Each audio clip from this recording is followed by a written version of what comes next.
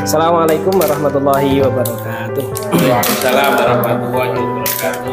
Baik, terima kasih atas kehadiran panjenengan semua, Ustadz Ustadzah yang telah melonggarkan waktunya.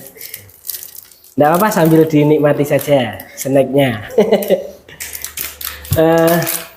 Saya ucapkan terima kasih kepada panjenengan semua yang telah hadir di acara diseminasi tentang disiplin positif. Di sini kita ngobrol santai saja, diskusi saja, sharing ilmu begitu. Karena dilalah saya ketika di materi modul calon guru penggerak ini ada materi tentang budaya positif. Salah satunya budaya positif itu adalah tentang kedisiplinan. Nah, di sini kita akan sharing bersama saja. Apakah teorinya itu nanti kita bisa praktekkan atau apa yang telah kita lakukan selama ini benar atau salah? Nah, itu nanti kita diskusikan bersama-sama. Baik, untuk memulai acara pada hari ini, mari kita awali dengan membaca Al-Fatihah bersama-sama. Bibarakati Al-Fatihah. A'udzubillahi minasyaitonirrajim. Bismillahirrahmanirrahim. Alhamdulillahirabbil alamin arrahmanirrahim maliki yaumiddin. Iyyaka na'budu wa iyyaka nasta'in. Ihdinas siratal mustaqim. Shiratal ladzina an'amta 'alaihim ghairil maghdubi 'alaihim waladdallin. Baik, terima kasih. Semoga dengan bacaan Al-Fatihah ini bisa menambah keberkahan, kelancaran, dan menambah manfaat di acara pada hari ini. Selanjutnya adalah sebagai rasa nasionalisme kita dan untuk memperpanjang waktu, mari kita menyanyikan lagu nasional dulu. Mari, Benar. Mari kita dimohon untuk berdiri, silakan.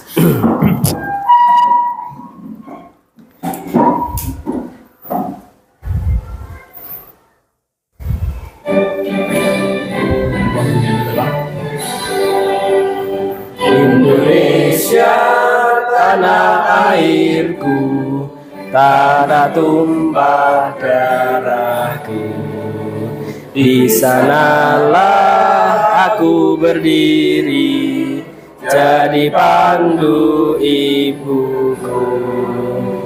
Indonesia kebangsaanku, bangsa dan tanah airku. Marilah kita berseru, Indonesia bersatu. Hiduplah tadaku, hiduplah negeriku, bangsaku, rakyatku semuanya. Bangunlah jiwanya, bangunlah badannya, untuk Indonesia Raya. Indonesia Raya, merdeka, merdeka, tanahku, negeriku yang ku cinta. Indonesia Raya, merdeka, merdeka, hiduplah Indonesia Raya. Indonesia Raya, merdeka, merdeka, tanahku, negeriku yang ku cinta. Indonesia Raya, merdeka, merdeka, hiduplah Indonesia Raya. Baik, untuk lagu kedua yaitu Hari Merdeka.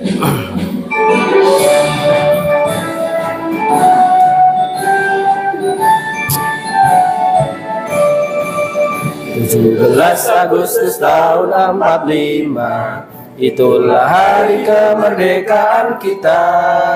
Hari merdeka, nusa dan bangsa, hari lahirnya bangsa Indonesia. Merdeka, sekali merdeka tetap merdeka, selama hayat masih dikandung badan.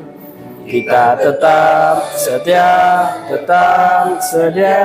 mempertahankan Indonesia.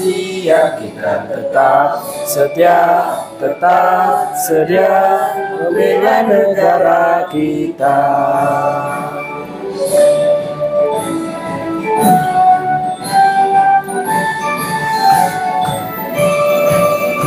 Sebelas Agustus tahun 45, itulah hari kemerdekaan kita.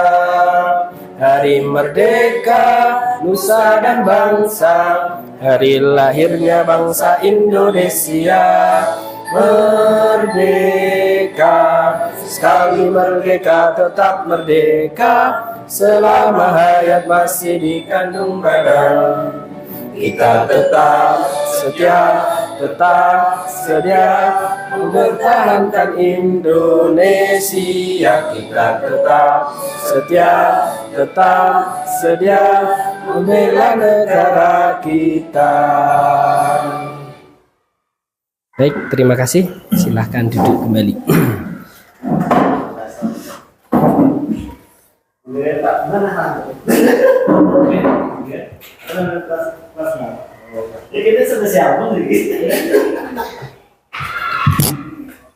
Baik, terima kasih. Pak Kinten saat tak mau hadir ke sini. Terima kasih. Tidak apa-apa, silakan. Baik, terima kasih. Kita langsung ke pembahasan, yaitu tentang disiplin positif. Sebenarnya disiplin positif yang disampaikan di modul ini tidak ada korelasinya dengan Islam. Jadi semua menggunakan teori-teori Barat. Tetapi kemudian saya mencoba mengkolaborasikan dengan konsep tentang Islam, tentang disiplin. Yaitu disiplin positif. Sebenarnya apa sih ya disiplin positif? Kok ada kata-kata positifnya seperti itu? Berarti ada disiplin negatif juga. Sehingga ada disiplin. Nah, kebalikannya adalah bukan disiplin negatif tapi disiplin biasa. Nah,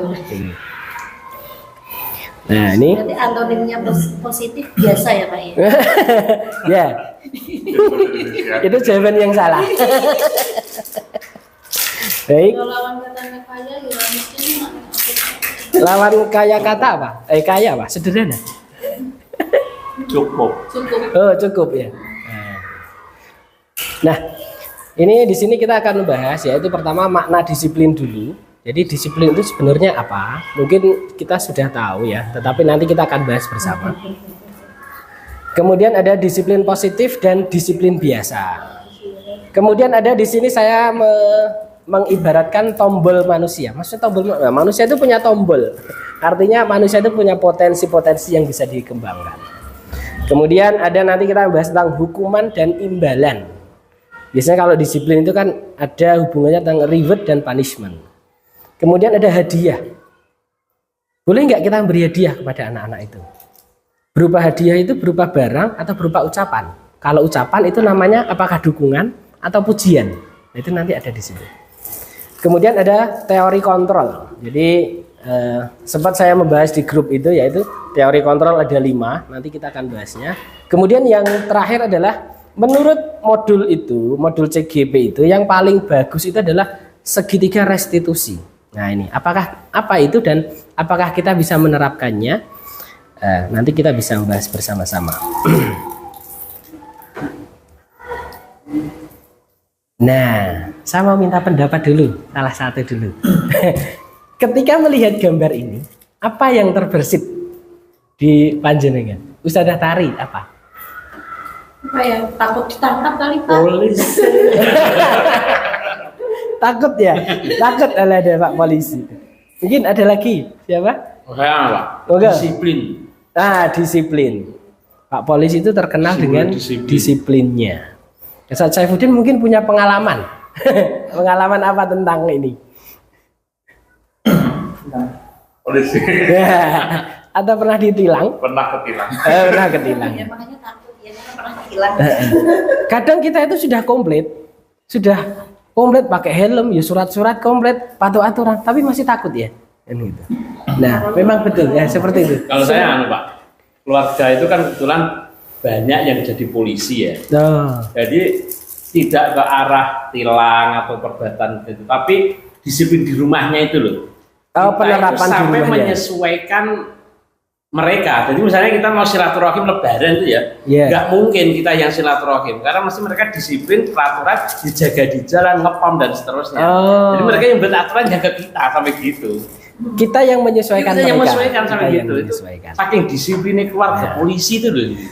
Disiplin dalam kerja itu sehingga mereka terbawa sampai di rumah. Nah, itu hal positifnya. Dan masih banyak hal positif yang lain tentang Bapak polisi ini. Nah, semoga kita tidak negatif thinking terhadap beliau ya. Amin. Oh, Iya ini. Berjasa-jasa nih. Oh, iya. Mau jadi polisi itu sulit loh kan gitu. Tidak cukup uang sedikit ini kan. Nah, kemudian, nah ini di sini ada sebuah kasus nih. Sebuah kasus yang biasa kita temui, terutama kita sebagai guru di sekolahan. Nah ini terlambat sekolah. Nah terlambat itu penanganannya berbeda-beda. Nah di sini ada sebuah kasus yaitu Fulan adalah siswa kelas 5. Dia sering, nggak hanya sekali dua kali, tapi sering terlambat datang ke sekolah. Selain itu, dia juga sering tidak mengerjakan tugas. Jadi tugasnya nggak pernah dikerjakan.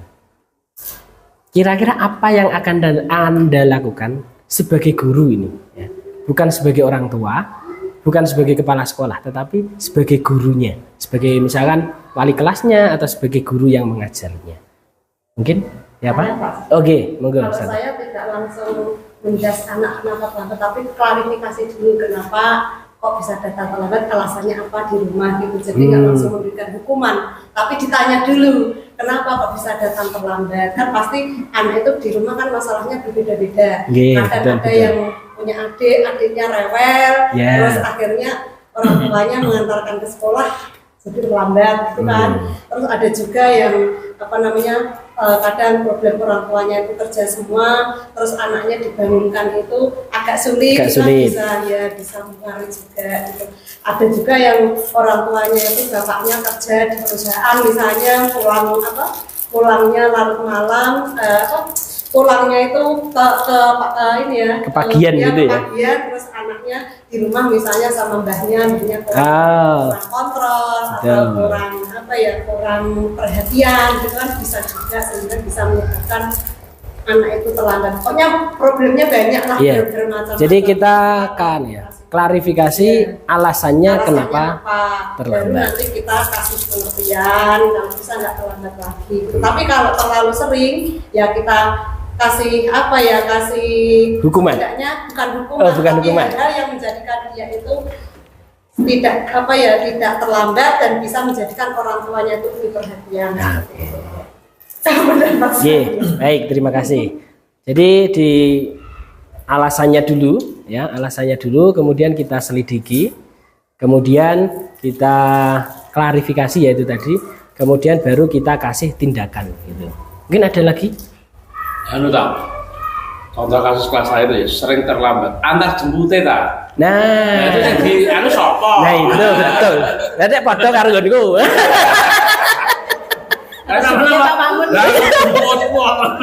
Iya betul itu. Milik saya 3 siswa itu ya itu terlambat terus itu. Antar jemputnya lah ini. Jadi Pak sopir antar jemputnya nanti yang. Sampai ada antar jemput juga barangnya. Padahal dia kalau ngomong mas gasik sini. Iya. Ini gandeng mubeng-mubeng ya. Baik. Nah, itu adalah beberapa kasus-kasus. Nah, tentunya penanganannya sangat berbeda ya. Beda dengan ada yang punya pengalaman pribadi mungkin. Jenengan pernah terlambat, kemudian dulu dikapake guru nembian. Nah, ada yang punya pengalaman mungkin. Kalau saya pernah, jadi dulu terlambat, akhirnya sama gurunya disuruh pulang. Saya senang. Besok akhirnya saya telat lagi. Ya, gitu. Itu sampai sekarang itu masih terngiang-ngiang banget bener. Jadi, wah pulang sana. Terlambat itu menyenangkan. Nah, jadi pulang iya pulang. Dan saya tidak berbohong pada waktu itu dengan orang tua. Dan apa mulai? Ya disuruh pulang sama Pak Guru. Nek zaman dulu belum konfirmasi toh. Woi ngapusi ya, malah saya yang dimarahi di rumah. Penanganan setiap orang dan setiap guru pasti berbeda-beda. Selanjutnya. Bali lah yo malah repot meneh. Malah ngeterke mulai nanti ya kalian di sini. Baik, nah kita menuju ke bab pertama dulu. Itu salah satu kasus ya, jadi tentang disiplin. Makna disiplin. Nah. Pripun meh unjukan mulai.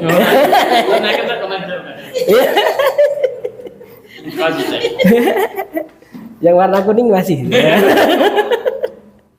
Nah, makna disiplin ini menurut Ki Hajar Dewantara. Kenapa saya mengambil Ki Hajar Dewantara? Dilalah di CGP itu adalah filosofi pertama adalah mengambil dari Ki Hajar Dewantara sebagai Bapak Pendidikan Indonesia. Kata kuncinya adalah self disiplin. Artinya disiplin kita sendiri.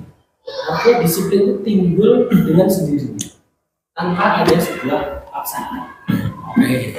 Tetapi ini ada tetapinya. Jikalau kita tidak cakap melakukan sana, kita tidak bisa, maka penguasa lain wajib. Apalagi anak SD kan kesadaran itu ya tidak mudah. Untuk menunggu sadar itu ya, sadarnya anak SD itu ya nanti malah berbahaya. Sehingga Ki Hajar Dewantara ini sudah mengantisipasi ya, wajibkan penguasa lain untuk mendisiplinkan. Nah, mungkin penguasa lain itu bisa pemerintah, mungkin bisa kalau di sekolah mungkin guru, kalau di rumah adalah orang. Untuk kesini masih bisa. Bisa. Snacknya masih ada. Masih ada. Yang lain di rumah sudah beli. Nah, peraturan yang demikian itulah harus ada di dalam suasana yang merdeka. Merdeka itu harus belajar. Jadi harapannya adalah Ki Hajar Dewantara disiplin itu muncul dalam dirinya sendiri, bukan karena paksa. Itu teori beliau. Bagaimana dengan Islam? Nah, Islam selalu mengajarkan kita untuk disiplin. Disiplin kalau di dalam Islam itu setelah saya mencari beberapa referensi, mungkin nanti bisa ada yang koreksi kalau ada pendapat lain, yaitu ya ayyuhalladzina amanu atiiullaha wa atiiur rasul wa ulil amri. Disiplin itu lebih identik kalau di dalam Islam adalah taat. Hampir sama, adalah taat terhadap kalau di dalam Islam Allah dan Rasul. Ditambah ulil amri. Ulil amri ini banyak tafsirannya. Ulil amri adalah pemimpin di rumah ya orang tua, pemimpin di sekolah adalah guru, pemimpin di negara adalah pemimpin. Dan ayat ini bisa dilanjutkan wa in tanaza'tum fi syai'in farudduhu ila Allahi wa rasul in kuntum tu'minuna billahi wal yawmil akhir. Dzalika khairun wa ahsanu ta'wila. Dari sini ada tambahannya. In kuntum tu'minun, apabila kamu beriman. Nanti ada hubungannya. Karena saya mengkaitkan ini kok sama ya. Nanti ada di sini di materi disiplin itu ada yang namanya keyakinan kelas, atau kalau kita dinamakan ini kesepakatan kelas. Itu nanti akan berefek kepada disiplin. Sama, nanti Allah wa Rasul, tapi di bawahnya ingkung untuk minum nabilah, apabila beriman. Kenapa sih apabila beriman? Nanti kita akan bahas. Nah, ini arti disiplin menurut kamus bahasa Indonesia adalah terus gitu. Guru bahasa Indonesia Saya belum hafal amplop. belum. Kita yang gitu. Ini saya dapat di Google juga. Yaitu taat dan patuh kepada peraturan. Jadi atau mengusahakan supaya usaha agar menaati dan mematuhi tata tertib. Itu adalah makna dari disiplin. Sedangkan menurut ini bukunya Diary Gosen ini, ya ini yang ada di materi CGP itu disiplin ini berarti belajar, dan disiplin juga berarti sebagai murid atau pengikut. Artinya, untuk menjadi seorang murid atau pengikut, seorang harus paham betul mengapa dia mengikuti aturan itu. Nah, sehingga yang terbangun adalah motivasi dari dalam. Jadi dia itu mematuhi aturan itu bukan karena takut hukuman, bukan karena agar tidak dihukum, tetapi mereka tahu kenapa sih mereka itu harus mengikuti aturan ini. Misalnya anak itu datang tepat waktu, dia harus tahu kenapa sih aku harus tepat waktu. Bukan karena, tapi alasannya itu adalah terbangun dan motivasi dari dalam. Bukan karena paksaan. Wah, nek ada gini, wah aku datang tepat waktu. Tapi nek orang yang gini, wah aku nanti sak gelem.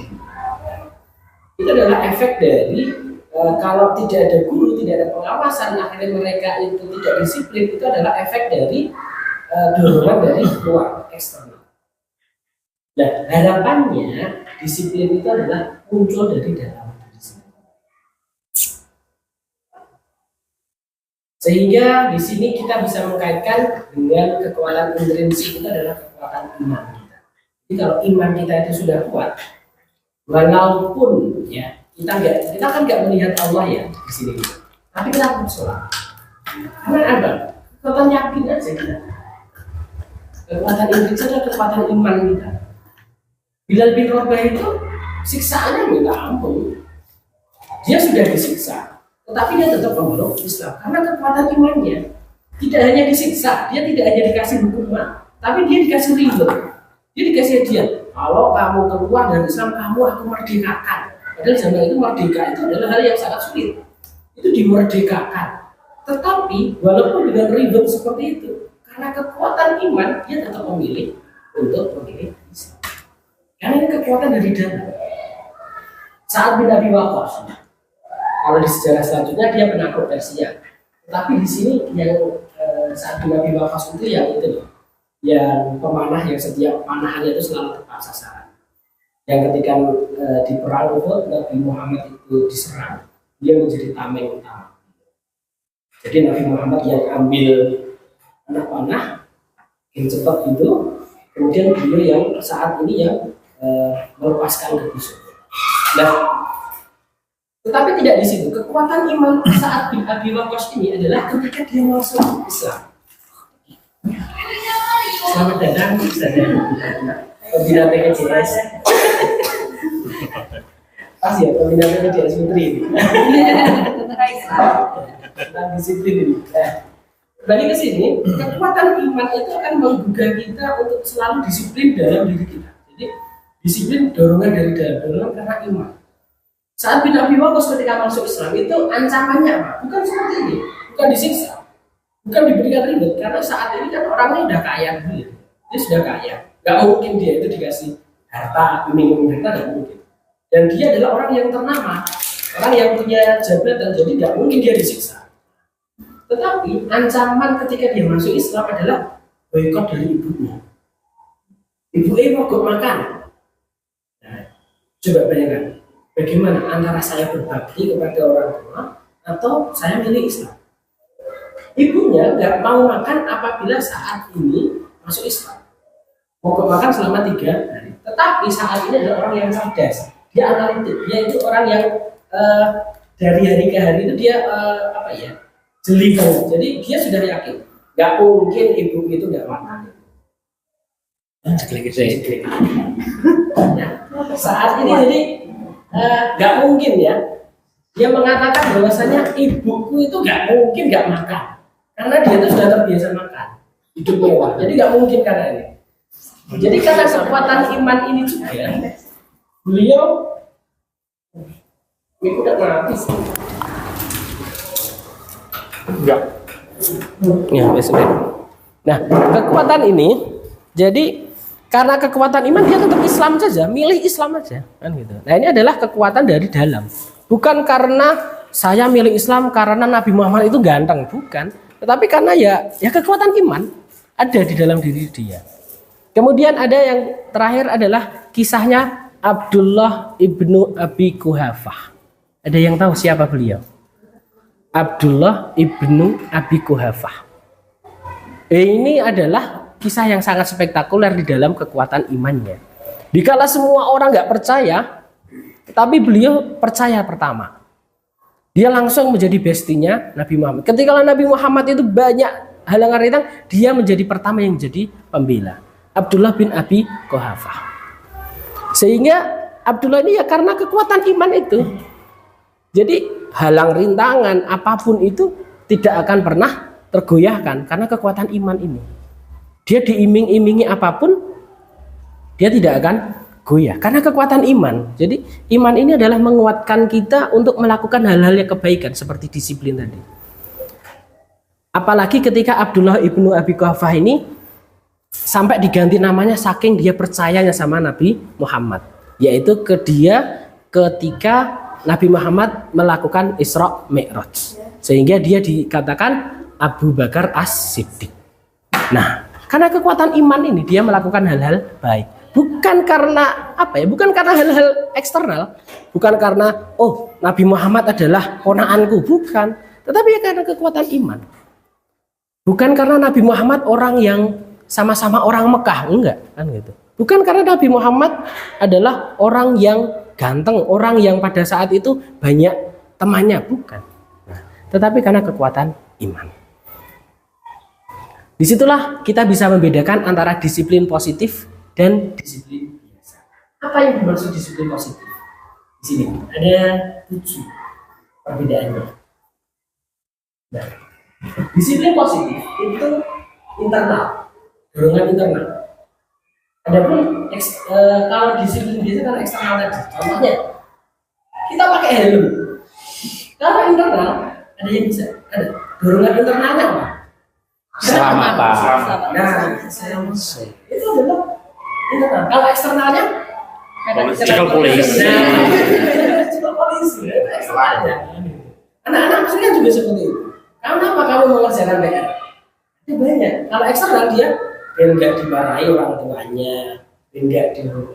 Tapi kalau internalnya apa? Pintar. Pintar. Biar muncul hal itu seperti itu. Nah, bagaimana biar muncul dorongan internalnya? Nah, nanti kita akan bisa biasakan. Bagaimana caranya? Harus dengan cara yang benar. Yang kedua adalah disiplin positif itu tidak mengutamakan, bukan tidak ada nih, di modul itu adalah tidak ada. Tapi kalau saya mengatakan tidak semata-mata hadiah dan hadiah, tapi adalah konsekuensi logis. Nah, konsekuensi logis itu apa? Jadi sebenarnya hampir sama. Konsekuensinya ini, hukumannya ini, akibatnya kan hampir sama. Tetapi dalam penerapannya akan berbeda. Contoh, hal buang sampah. Hukumannya apa ini? Pusat. Leroy denda 1 juta. Wah, denda 1 juta. Ada yang didenda. Ada yang dikasih hadiah. Kalau buang sampah dapat. Tapi kalau konsekuensi logisnya apa? Buang sampah. Tidak banjir. Penyakit. Tidak banjir. Rumah menjadi bersih. Anak-anak sadar nggak seperti itu? Nah, bagaimana kita menyadarkan anak-anak seperti itu agar Jadi yang kan ini kurang sadar mah. nah itu kurang sadar di situ. Orang jawab ya bener kok ya. Iya. Jadi kan ngerti ya. Caranya benar-benar tapi tidak dilakukan. Nah, Sadar kapan udah ngerti? Ada judulnya membangun kesadaran. Kira-kira bisa nggak ya kita seperti itu? Nah, itu rata-rata benar semua yang jawab. Menyebabkan apa? Tapi gurunya harus pertama memberikan contoh dulu ya. Teladan. Nanti di sini ada teladan itu. Yang ketiga adalah disiplin positif itu adalah yang dirubah adalah keyakinan. Bukan keyakinan dari Islam jadi bukan, tapi keyakinan, imannya, percaya saja. Bukan. Nah, tetapi kalau disiplin biasa yang dirubah itu adalah perilakunya. Maksudnya adalah jadi kalau di sekolah dia taat, dia pakai jilbab. Tapi kalau sudah lulus, dia cuma jilbab. Itu yang terjadi. Tetapi kalau yang dibangun adalah imannya, kenapa ya? Nah, itu dia dimanapun berada, kapanpun dia akan tetap mempertahankan hal-hal baik. Ya, beda ketika dia di rumah perilakunya. Sebenarnya jadinya tidak boleh, tapi butuh proses. Akan lebih baik apabila kita berbuat keyakinan mereka, iman mereka, kepercayaan mereka akan hal-hal baik. Itu adalah salah satu proses untuk menuju ke disiplin positif. Nah, yang keempat adalah disiplin positif. Peraturannya itu adalah dibuat bersama. Nah, yang dinamakan adalah kesepakatan kelas kalau kita ya. Tapi kalau di sini membawa nama keyakinan kelas. Artinya dibuat bersama-sama. Jadi apa ya? Semuanya itu ya, oh kan kita sudah sepakat. Jadi kalau kamu melanggar ya seperti ini konsekuensi logisnya, karena sudah sepakat. Nah terus, dan undang-undang saya yang bertanya gini, dan undang-undang Indonesia ini ada sepakat ya, dibuat bersama nggak? Taat pada pemimpin tadi. Undang-undang kan yang sudah dibuat. Jadi harus taat pada undang-undang kan yang buat pemimpin. Kalau itu apa? Gimana ya? Ya harusnya gitu ya. Harusnya kan kita itu kan undang-undang itu kan legislasi, yang buat kan legislatif. Itu kan wakil kita. Harusnya kita sudah pasrah dengan wakil kita, kan gitu. Urut aja nih. Selama wakil kita itu sebenarnya mewakili apa yang kita sepakati, harusnya bisa sepakat. Nah ini yang permasalahannya terjadinya kan di situ. Betul sekali. Sebenarnya sudah bersama ya. Bersama siapa? Wakil rakyat kan itu ya. Itu. Nah, tapi ya kita sami'na wa ata'na kadang itu. Dan yang kedua, kita tidak bisa dengan agama. Ini saya juga kemarin pas diskusi Lokakarya saya juga menyampaikan itu. Tapi kalau agama nggak bisa kita buat disiplin, ya kan gitu. Karena nggak mungkin agama itu dibuat bersama, kan itu ya. Kita taat, kalau agama itu kan taat ya kita. Sami'na wa ata'na kan gitu. Dan sehingga ini kadang ini adalah yang menjadi para siapa itu oknum-oknum Barat itu adalah gitu. Loh, undang-undangan syariat agama itu udah nggak up to date kan gitu. Harus dirubah. Kenapa? Karena tidak dibuat bersama kita. Itu salah satunya. Mereka pakai teori-teori yang di sini, maka saya mengambil inisiatif ini teori disiplin positif saya kolaborasikan dengan Islam. Tidak harus kita itu teori Barat itu kita ambil semua, saya kan gitu. Harus kita seleksi kan seperti itu. Nah, kalau disiplin biasa itu otoritas. Jadi yang buat yo ini adalah peraturannya sudah gitu. Kamu harus taat gitu. Itu akan menghasilkan disiplin yang biasa itu tadi. Yang ketika dia lulus sudah. Tetapi ketika kesepakatan bersama dia akan ingat semua, diharapannya adalah dia akan ingat sampai walaupun tidak diawasi, walaupun sudah tidak di tempat dia menjalankan disiplin itu. Yang ketiga, yang kelima adalah jangka panjang ya. Disiplin positif panjang. Tidak hanya pada waktu ketika di sekolahan saja gitu. Tapi kalau disiplin biasa peraturannya sudah di sekolahan toh. Sehingga kemarin ada wacana peraturan itu adalah dibuat bersama oleh murid. Setuju nggak tadi? Setuju. Tapi aku kesukaan gitu. Menghabiskan anggaran juga ya Pak. Minimal disosialisasikan dulu ya. Ya, berarti buat sendiri otoritas saja. Buat sendiri sosialisasikan. Kalau ada yang Tapi itu pemerintah. Mungkin ada yang bisa, ada peraturan, ada keyakinan, gitu bisa nggak? Nah, nanti kita bahas bareng-bareng. Yang ketiga adalah, nah ini melanggar, sama-sama melanggar, tetapi anggapannya berbeda. Kalau disiplin positif, melanggar itu adalah hal yang biasa, bukan hal yang biasa, tetapi adalah merupakan proses alami. Proses untuk berubah menjadi lebih baik. Kalau kamu terlambat atau kamu berkelahi, itu adalah proses dia untuk menjadi anak yang mengetahui nek berkelahi itu tidak baik. Nah itu dia menganggapnya seperti itu. Proses berubah menjadi lebih baik. Tetapi kalau disiplin dia saat melanggar, jadi itu salah. Jadi itu tidak benar, itu salah hukum. Tetapi kalau di disiplin positif diingatkan dulu, kemudian apa?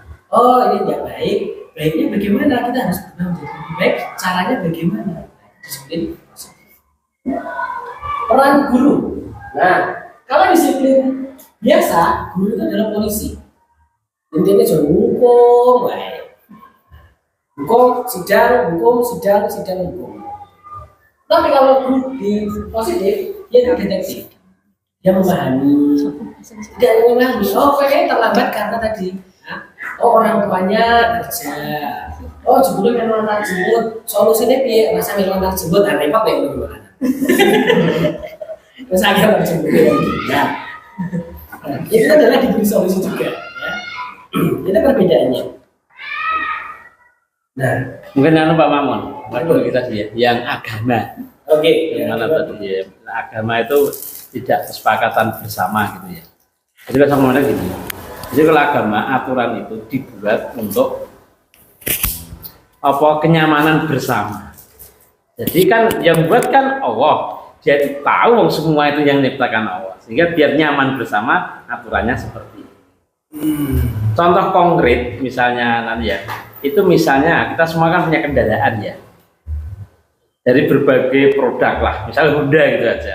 Karena yang membuat itu timnya Honda, dia tahu spesifikasinya apa, sehingga dia memberikan buku petunjuk pemiliknya, berapa kali harus servis, berapa km harus ganti ini dan seterusnya. Kenapa? Supaya nyaman bersama, gitu. Dan itu yang buat otomatis mereka dan kita taat di situ. Yang tidak taat berarti dia nanti akan terjadi sesuatu yang tidak nyaman. Analoginya begitu. Analoginya karena yang membuat aturan itu sudah mengetahui, Sudah ya, mengetahuinya dulu bersama. Iya, jadi bukan bersama-sama dulu baru memutuskan. gitu. Itu untuk agama ya. Ya, gitu. Logikanya begitu. Nah, terjawab akhirnya pertanyaan saya. Baik, terima kasih Zah. Ada lagi yang tentang agama gitu? Karena kemarin ketika saya lokakarya seperti itu nggak ada yang jawab, nggak bisa jawab. Oh iya, waduh, malah banyak gitu. Kalau macam jawaban, tapi mereka mana? Memang harus ada analoginya. Iya. Mungkin analoginya Ya, analoginya paling gampang itu produk. Jadi misalnya sepeda motor ini, mobil apa tipe macam-macam. Allah kan gitu. Aturan yang diterapkan kepada umatnya Nabi Musa dan Israel tidak sama kan dengan diterapkan dengan umat Nabi Muhammad, karena tahu umat Nabi Musa itu kok ngengelan macam-macam begitu kan gitu kan. Dia dibuat syariatnya berbeda. Ya, sesuai dengan Nabi. Baik, terima kasih Ustaz. Selanjutnya adalah, nah ini hampir sama ya tadi, motivasi perilaku manusia.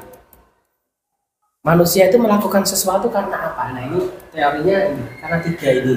Menurut materi yang ada di CGP itu adalah menghindari ketidaknyamanan atau hukuman. Jadi orang melakukan disiplin agar tidak dihukum. Motivasinya itu, atau motivasinya adalah penghargaan dari orang lain. Mulut melakukan disiplin karena ingin mendapat imbalan. Imbalan ini merupakan ekstrinsik dari luar ya. Ada.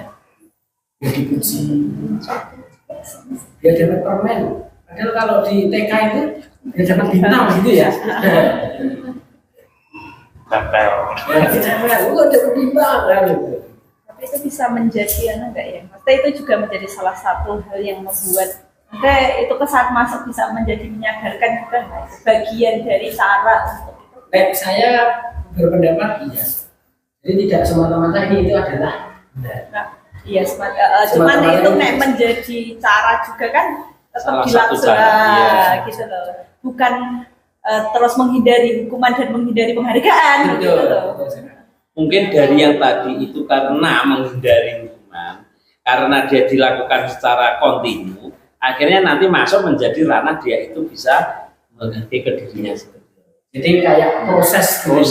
Jadi TK itu yo tapi nek wis mulai gede ditambahi. Oh, ada alasannya.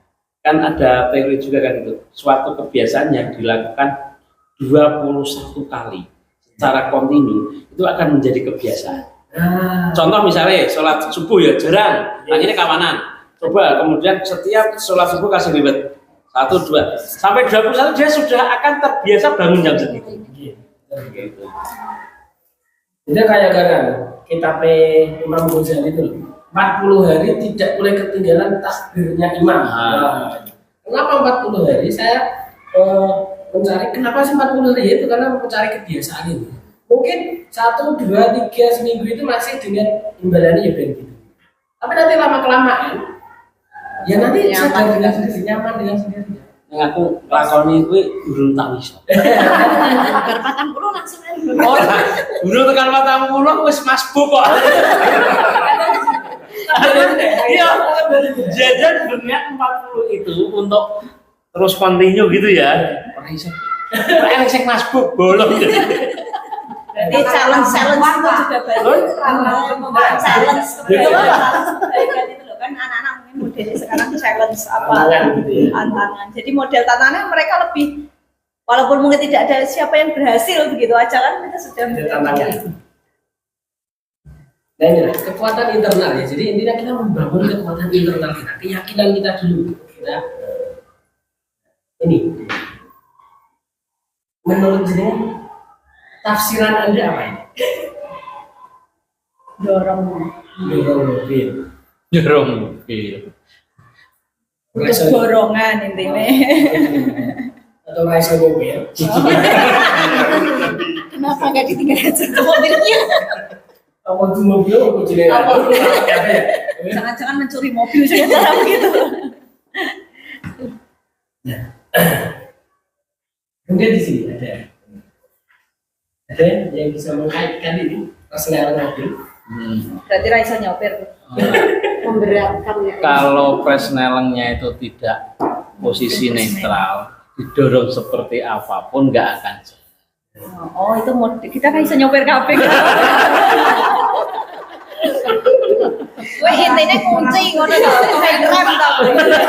Handrem yo ora iso Iya, motor nak orang ngosong sepuluh ya iso tak. kecuali motor metik Pak. Tidak salah. Persneling iklan arep maju malah R, ya jadi ini bahaya. Iya. Nabrak. Dia kan mundur, tapi malah persneling iklan. Jadi maju ya kadang lah. Sama seperti mobil. Ketika kita bisa menggunakan itu, sebenarnya mobil ini bisa melaju dengan cepat.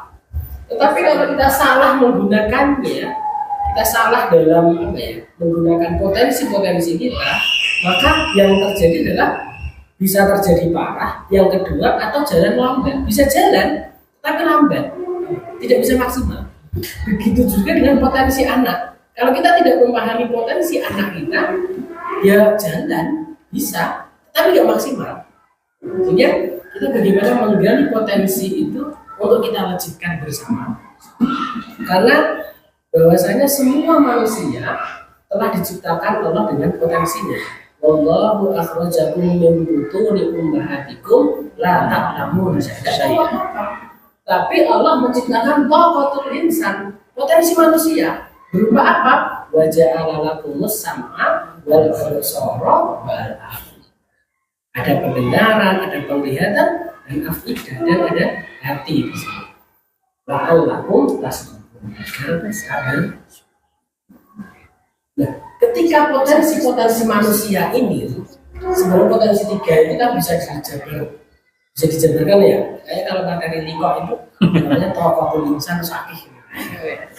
Yang Panah-panah kan. Kagak ya. Nah ini kayaknya nggak ada di kan CGP yang lain.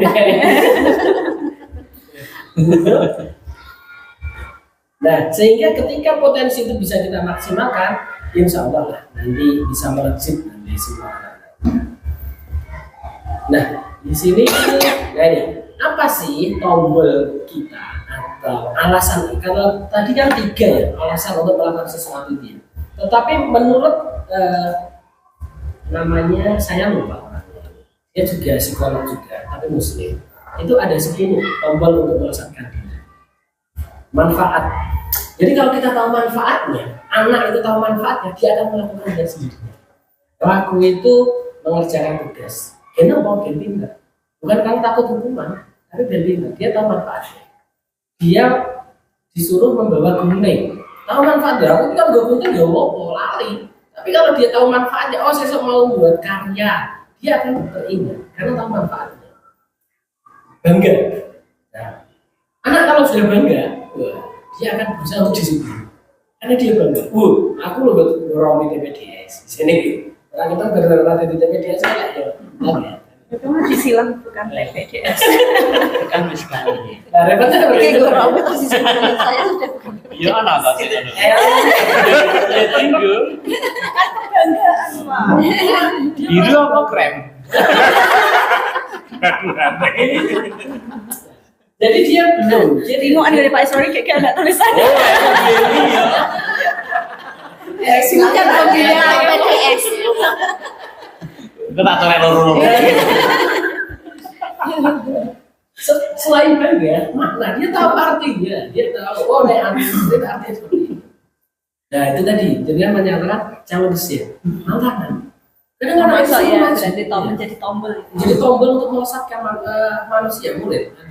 Jadi ketika anak-anak suruh maju, wah tidak mau, tapi kita buat challenge gitu. Atau laki-laki dan perempuan, wah nanti dia kan saya challenge seperti itu. Trik-triknya kan kadang kita kalau kalau maju lah belum, tapi kita putra dan putri, wah. Kayak bintang. Dia akan tertantang. Kita pun seperti itu ya kan ya.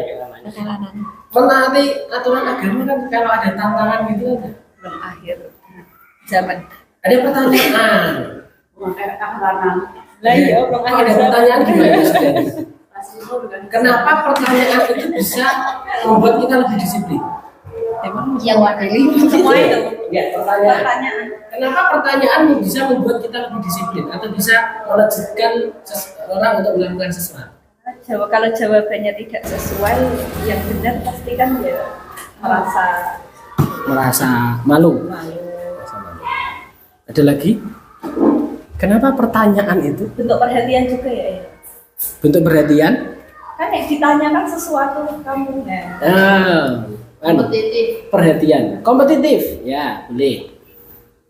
Sehingga di dalam Al-Quran kan sering ya kita alam taro kaifa fa'ala, pakai pertanyaan. Afala tatafakkarun, afala taqilun. Untuk apa seperti itu? Untuk berpikir kritis sebenarnya. Artinya dengan pertanyaan itu kan anak kenapa kamu? Sehingga di dalam soal kita disuruh membuat soal yang untuk melatih anak berpikir sehingga ini Al-Quran banyak yang tentang pertanyaan. Pelajaran itu ada pertanyaan pemantiknya ada dulu. Biasanya di awal-awal pelajaran ada pertanyaan pemantik. Kemudian passion. Oh passion saya itu di sini. Nah, kalau sudah passion yang merasa sudah passion ya, oh passion itu bal-balan. Wah bal-balan. Passion itu baca buku, ada perpustakaan. Tapi kalau bal-balan ya jam yang lapangan. Oh. Jadi sebenarnya passionnya adalah tepat. Dari apa? Sebenarnya passionnya.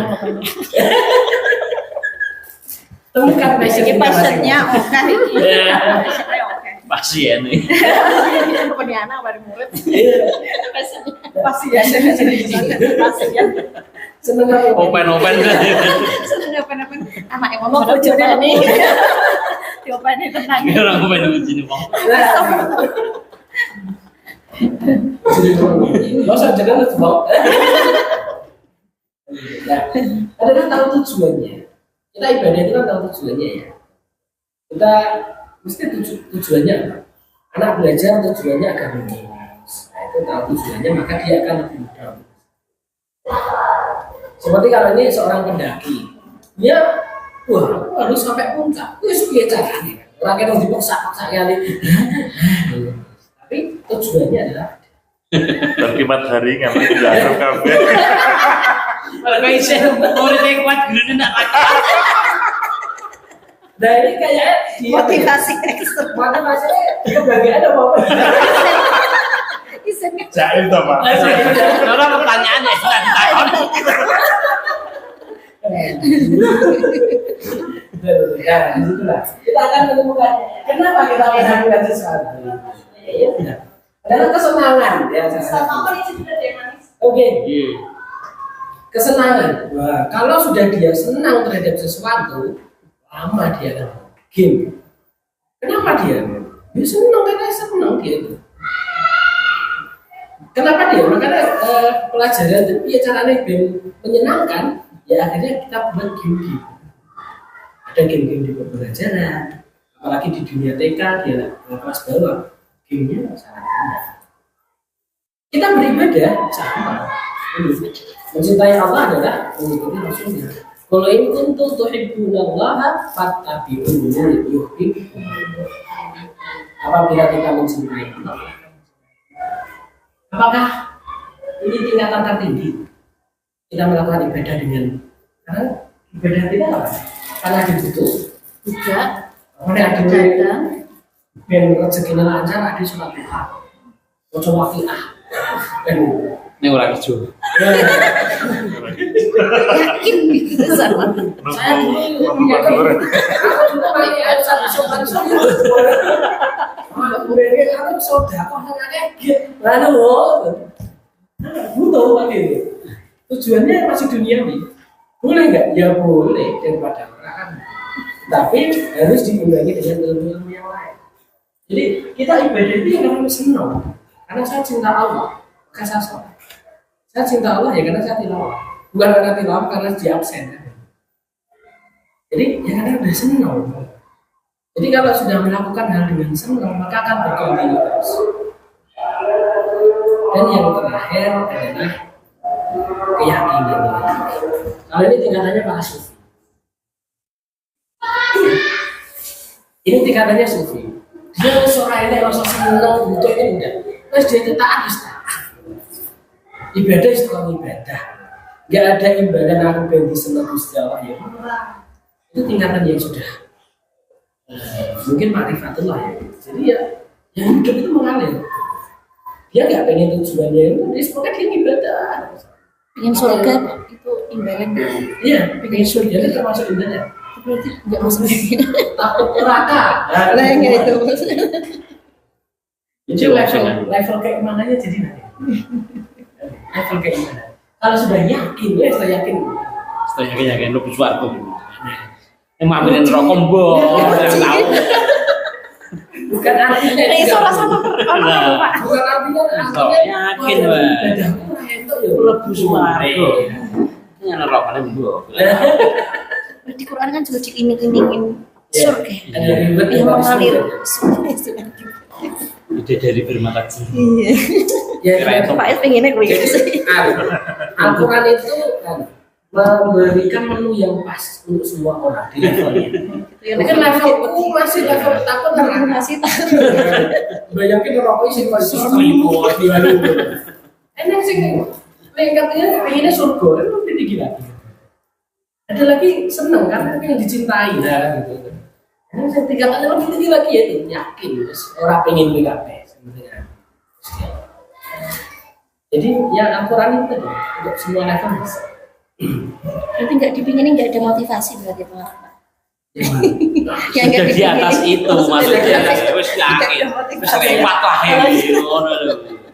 Jadi kan harus yakin mesti dipetok kalau ada. Ada Nora ya Pak. Kalau sudah rasa beda lah yakin itu benar. Nah, ini kekuatan keyakinan.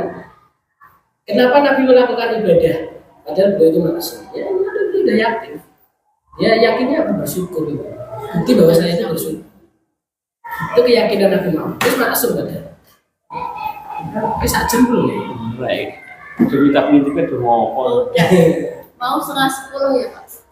Ora apa-apa teman terus ya ora apa.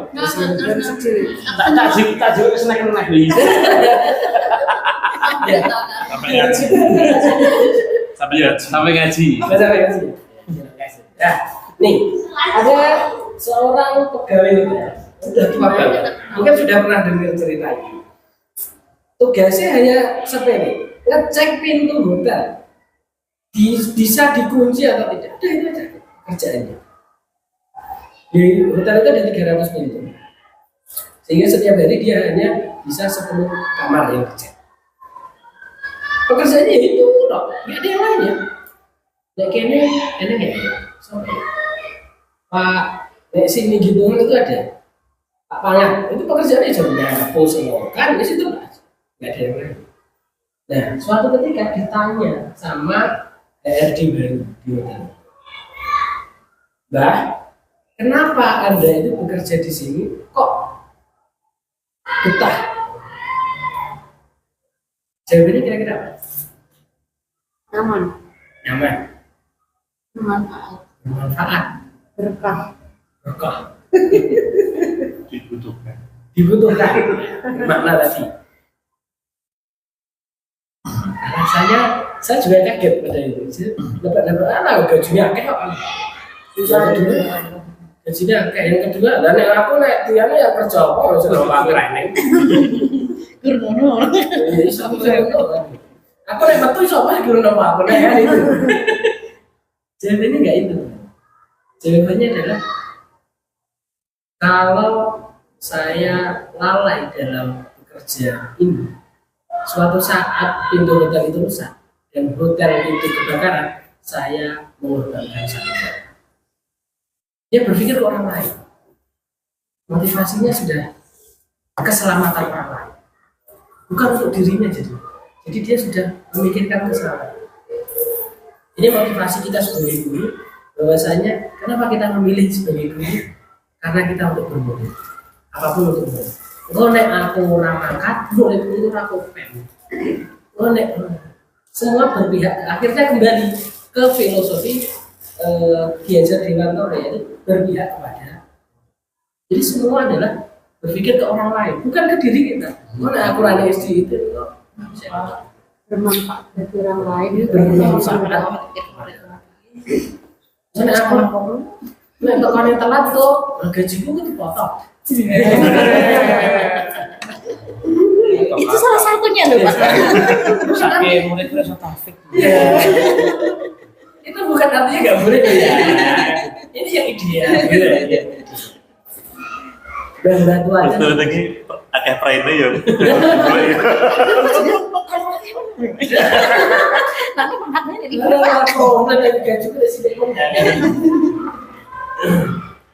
Sudah gimana? Pen.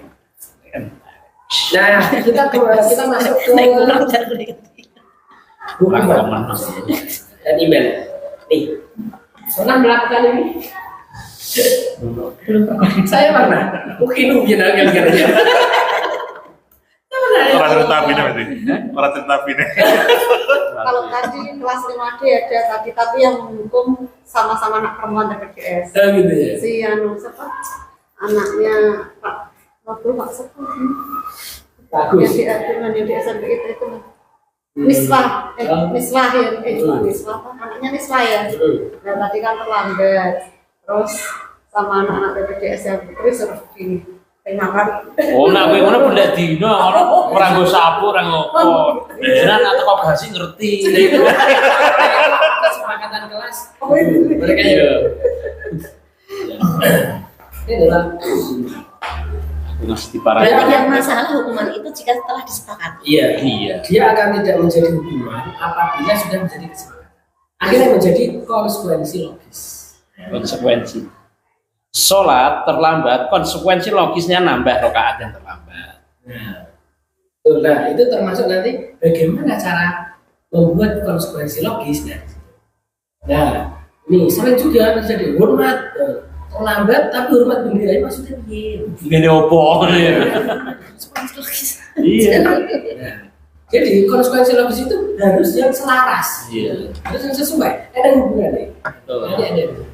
Nah, kok kalau jalan kupingnya maksudnya piye gitu? Nah, telat Terlambat. kok kon Kalau terlambat berarti berdoa aja doa, kan gitu. Nah, sehingga saya juga ketika membuat kesepakatan kelas itu saya juga setelah belajar ini, jadi aku berapa kali ya konsekuensi logisnya. aku selera berarti. Nah, dan aku kan push up ya, kan 1 menit, tapi tetap apa yang kamu tidak ikuti dari awal kamu harus melakukan. Nah, itu betul. Karena saya itu Wah, ini belajar di kurang apa? kelas PAS itu, kita PAS itu sesuai gitu. Sehingga udah ulangi. Sekarang Nah, tinggal. nah, kadang masuk aja daripada nanti anaknya rewel, kadang kan malah ditanya apa-apa malah rewel gitu. Jadi kalau misalkan telat, jadi nggak mau sekolah sekalian daripada telat, nanti kalau telat ditanya-tanya macam-macam, jadi mending nggak usah berangkat aja. Kadang ada dia kayak gitu. Itu mending nggak berangkat. Iya. Atau itu ada- Daripada berangkat tapi nanti malah dihukum kayak gitu. Reza misalnya ya. Ya. Ya, tapi di aturan tafwid Reza, kalau kamu tidak berangkat maka aturan di tafwid ini kita akan tafwid ke rumah kamu. Ngono. Akhirnya mangkat. Biar kamu bisa tafwid. Dan iki yo seneng marani kowe. Iya. Masalahnya saya tidak bisa menerapkan itu. Nanti yang enak diri saya. Bayar IKS itu Ya. Nangis sebetulnya Wah. itu dari kelas 1. akhirnya seragam salah apa ya saya biarkan saja karena anak ditanya masalah besok kan udah berangkat lagi. Berani. Ini foto ya ada Pak. Itu video.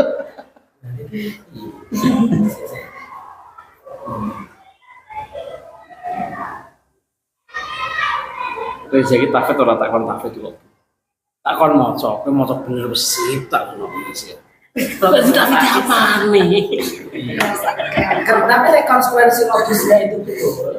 Maka ya. Jadi kalau asmane semua Modal cerita itu aja modal Pak. Modal kayak itu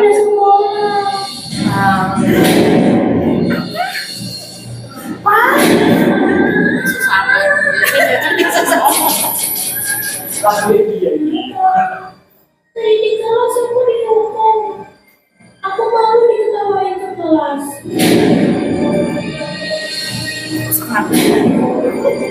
Asnat lagi.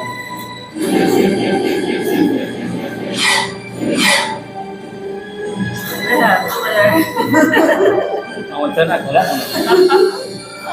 wong lanang salah sithik lho balik suwi. Boleh nek gitu loh. Salah siji iki wis bener to lahir ya. Ora gelem mampir neraka. Itu hukumannya. Ada yang berefek seperti itu. Aku nggak mau sekolah gitu. tadi Lebih pasar gimana setiap anak pasti beda-beda sehingga kita memperlakukan anak itu harusnya juga berbeda-beda. Tapi ya angel deh. 28 anak dengan 28 perlakuan yang berbeda. Ya ora mesti. Kita nek kelas 5 ini wis tersarik. Sengayannya enggak baik sih. Iya, makanya tahan banting. Jadi kelas CPS dulu pengen pindah kelas mau. Sama image-nya itu sudah dong, image-nya kelas Ustadz Isroni itu anak-anak Kemarin kan siswa Alifat kan masuk ya, Alifat kan masuk. Aku langsung pas kebetulan ngobrol, saya ingin tahu ini tipenya gimana. Sekarang saya ceritain tipe kelas saya Bu ya. Masya Allah. Mudah-mudahan bisa mengikuti ya. Baik Mas Tatan. Gimana Zafira, kesannya gimana? Katanya nggak apa-apa. Dulu kalau di sana itu malah stres dia itu. Kalau di sini malah nggak apa-apa. Ya wes. Yang baru itu. Guru-guru kan zaman sini kan. Iya. Jadi anting. Sudah menikmati. Wes. Udah hukuman Ini yang kau coba diubah. paling kau kan kamu cewek nyate ya. Jadi gini nih Pak. Enggak maksudnya di Alkitab kan cewek semuanya temannya. Kalau di sini kan ada sesuatu yang baru. Ya. Punya teman Oh, yang siswa cowok. baru itu tuh. Iya. Ya itu sudah disampaikan. Kalau di sana kan cewek semua. Jadi gini-gini. Tapi kalau saya sih nggak. Saya itu keluarga besarnya juga. Ibunya. Oh berarti kerja berjing ya. Ini ya. Efek dari hukuman ya, itu adalah data di berontak ya. Ada yang model anaknya tuh ketika dia malah berontak. Kadang kita melarang sesuatu, melarang anak malah dilakukan. Ojo dolanan game, malah mainan game. Ojo, tapi dia kadang anak-anak penasaran, apalagi anak-anak kecil ya. Ojo dolanan peso. Penasaran. Emang kenapa kalau mainan peso? Ya.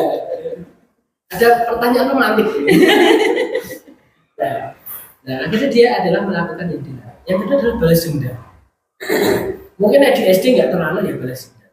Tapi kemarin itu saya sharing sama guru SMK, dulu guru SMK biasa Berani dibocori, gembus. Ada yang saya dicegat sih. Wah. Cegat. Bah takut saya tuh dulu guru kan, di Sumatera.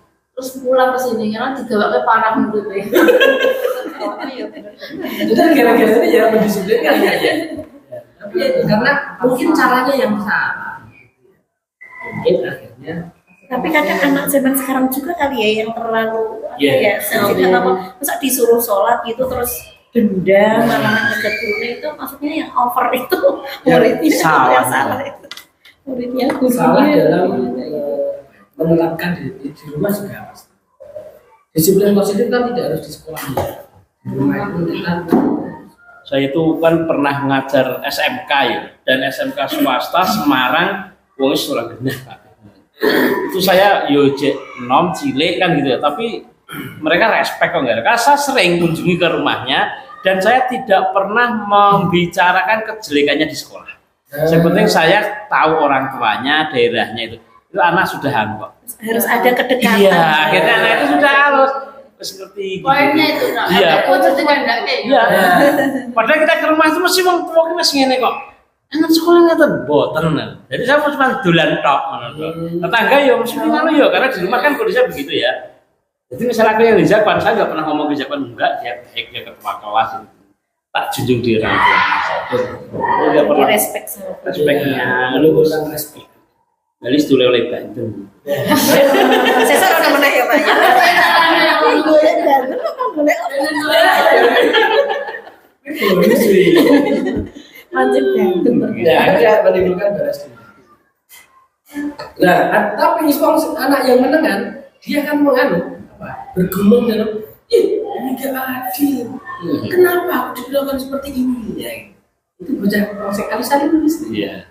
Tapi berarti itu efek dari hukuman. Kayak kemarin pokoknya sama.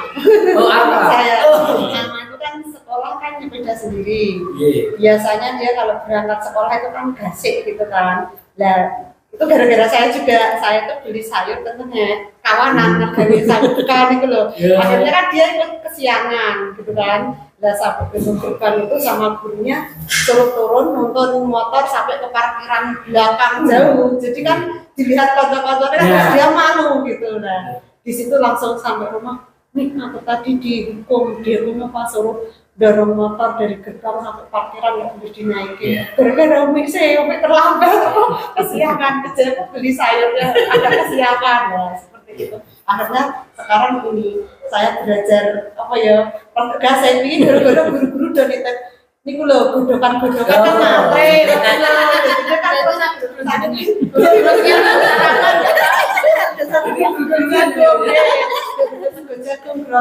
sana kan ngantri di tengah itu aku sesuai sih Arane nyuruh happy dulu. saya dari itu Tiga hari Pak Pria mati saya kira ada kita telat. Jadi ada gitu. Mungkin Mbak Alma jadi tipikalnya yang seperti itu. bisa misalnya dilihat Menyimpan dalam hati. Daripada nyimpan dalam hati dia emosi sampai terngiang loh. Nah, efek yang sangat bahaya adalah sembunyi-sembunyi. Aku anak melanggar, tapi cuma masih kena. Itu yang paling bahaya. Belit-belit dalam melakukan kejahatan atau melakukan ketidakdisiplinan. Iya.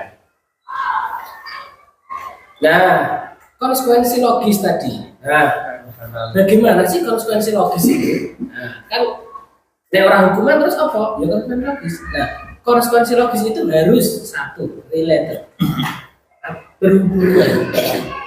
Jadi dia harus berhubungan dengan keyakinan kelas. Buang sampah sembarangan. Konsekuensi logisnya apa? Usaha. Tidak ada hubungannya. Harus ada yang pas, harus yang berhubungan. Nah, ini harus mungkin suatu saat kita memang di SD itu harus sama ini. Biar apa ya? Menentukannya itu konsekuensi logisnya apa. Yang kedua adalah respectful. Harga diri terjaga. Jangan sampai anak itu dipermalukan di depan umum. Kayak Alma tadi kan mesin ya, karena dilihat. ya gurunya dilihat teman-teman Tadi hormat di depan lapangan, kan dilihat banyak. Itu secara tidak langsung dia harga diri kok. sak kuat-kuatnya anak itu mesti merasa harga diriku kayak diinjak-injak. Sehingga Mas tadi bagus, jadi ketika melanggar dia dipanggil, tidak mau ke orang tua itu baik kan. Oh, parah-parah kan dengan sosial media, bocah ini, nah itu dengan status, wah bocah kok ini ya. Yang ketiga adalah konsekuensi logis itu reasonable, seimbang sesuai dengan usia. Jadi kalau anak SD ya seperti ini, beda dengan anak TK, beda dengan anak SMP. Helpful, perbaikan diri. Nah ini harus ada proses perbaikan diri. Nah, harus ada proses perbaikan. Jangan hanya menghukum kan betul, tapi harus ada penjelasannya. Oh besok kamu jangan, oh besok kamu harus belajar lebih. Ini kalau kisahnya itu kita melihat kisah pembunuh yang 99 itu. Dia kan pengen bertobat. Coba naik layar jawabnya. Pakai kan akhirnya 99. Ya 100. Tapi kalau dia jawabnya benar, nah, dia bisa menerima. Artinya ada perbaikan diri. Guru harus tepat dalam yang saja dari ini. Menunjukkan. Sebenarnya masih banyak, tapi ya kemungkinan bisa kita lanjutkan ini. Langkah-langkah kosmologis ada buat kesepakatan. Oke, kita cukupkan, semoga lain waktu bisa nyambung. Kita akhiri dengan doa kafaratul majlis.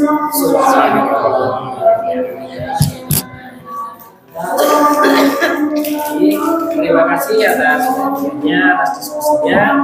Mohon maaf apabila banyak salah kata. Saya akhiri. Assalamualaikum warahmatullahi wabarakatuh.